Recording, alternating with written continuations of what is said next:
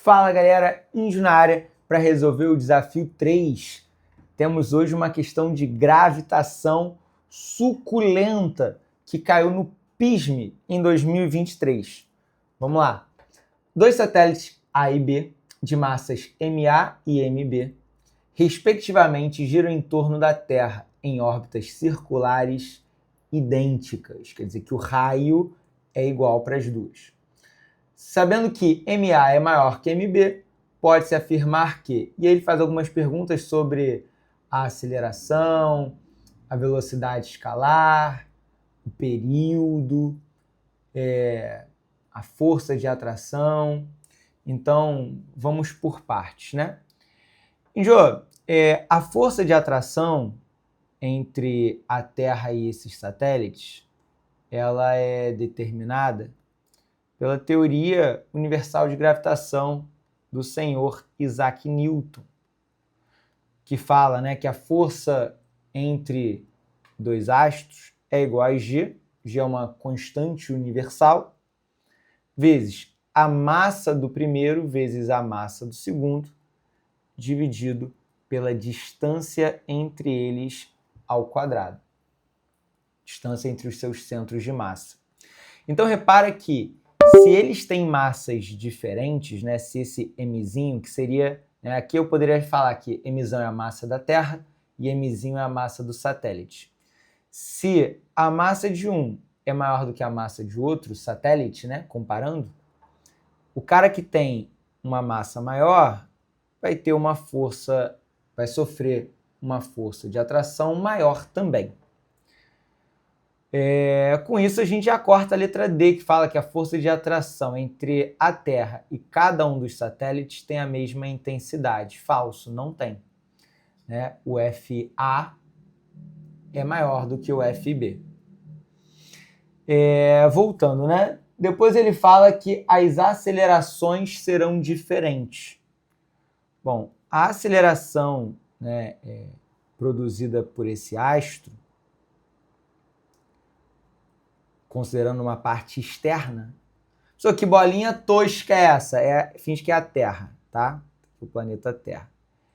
Então, ele produz a uma certa distância, aqui a distância, ó, do centro dele, cadê? Até uma distância R,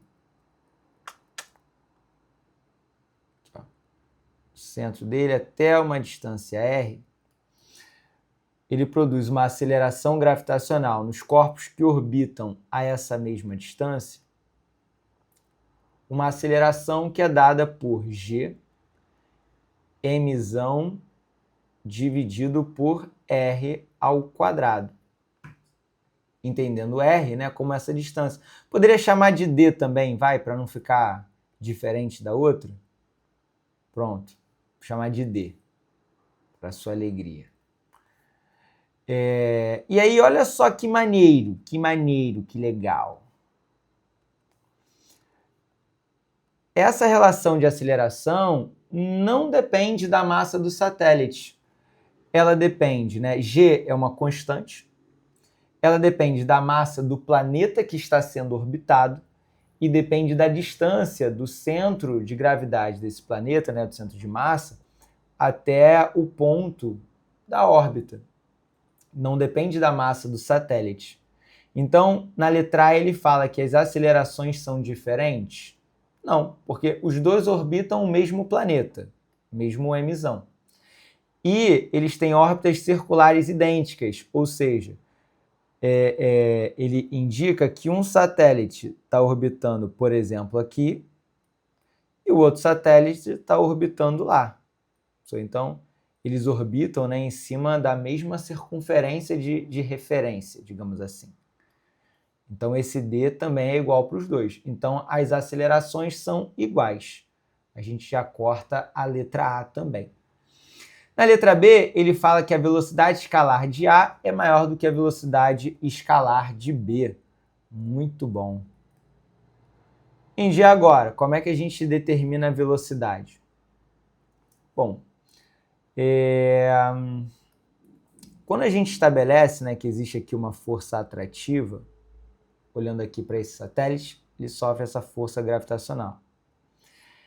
A única força que atua nele ao longo dessa órbita circular é a força gravitacional.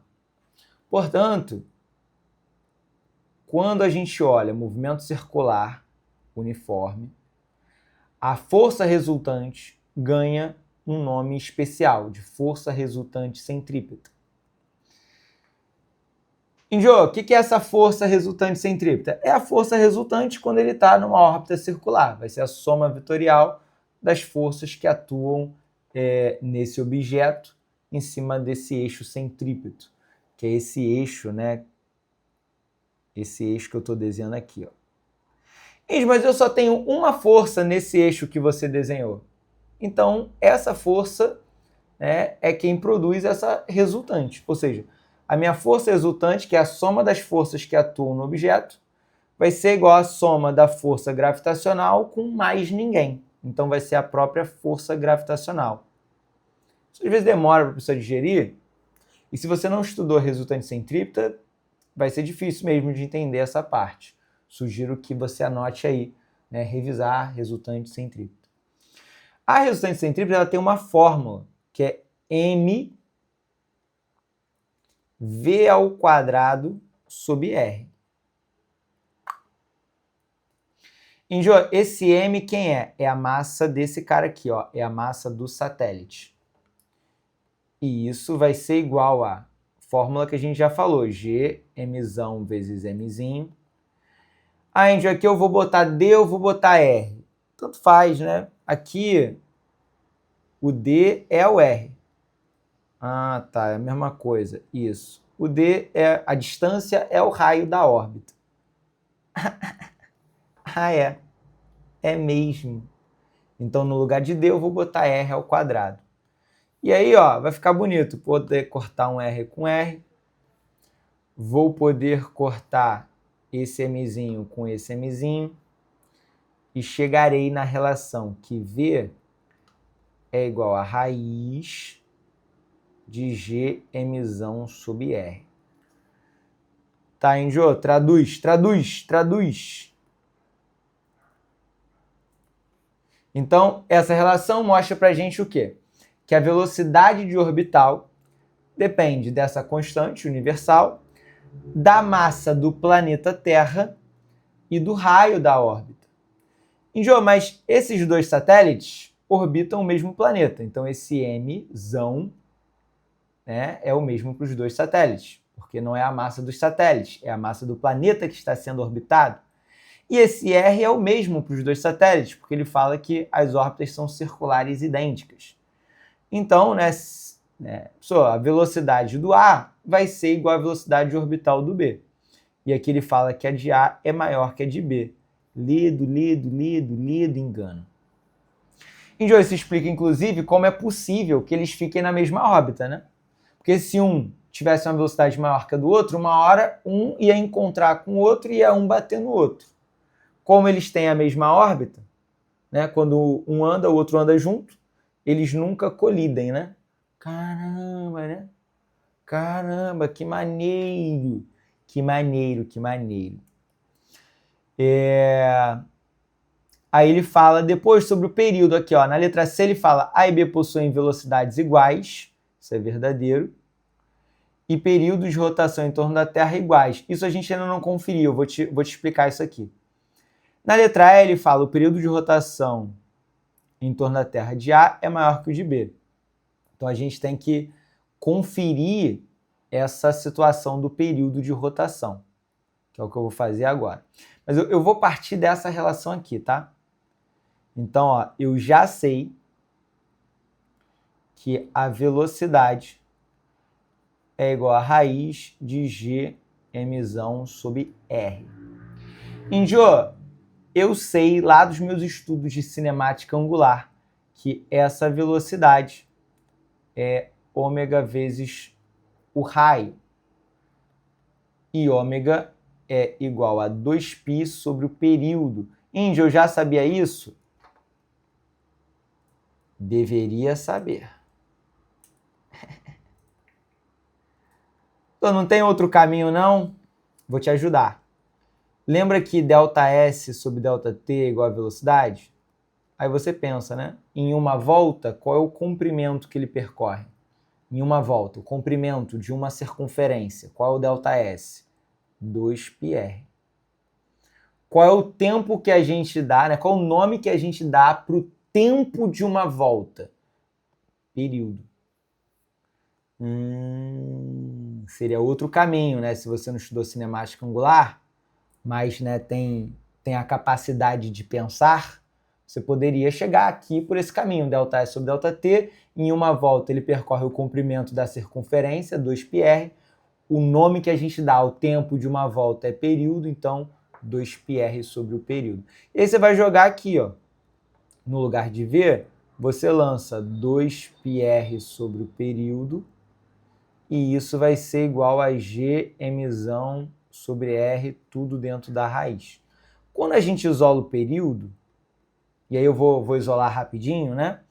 Vai ficar assim, né? 2πr vezes a raiz de r sobre gm. Índio, isso está tenebroso. Não, calma. Tem gente que ainda joga, né? Nos livros, normalmente eles jogam esse r para dentro da raiz. Ele entra r ao quadrado, fica r ao quadrado vezes r ao cubo, tá? Tem alguns livros que escrevem essa fórmula assim. R ao cubo sobre gm. Mas aí o que é legal de observar? Que o período ele depende do raio e depende da massa do planeta Terra.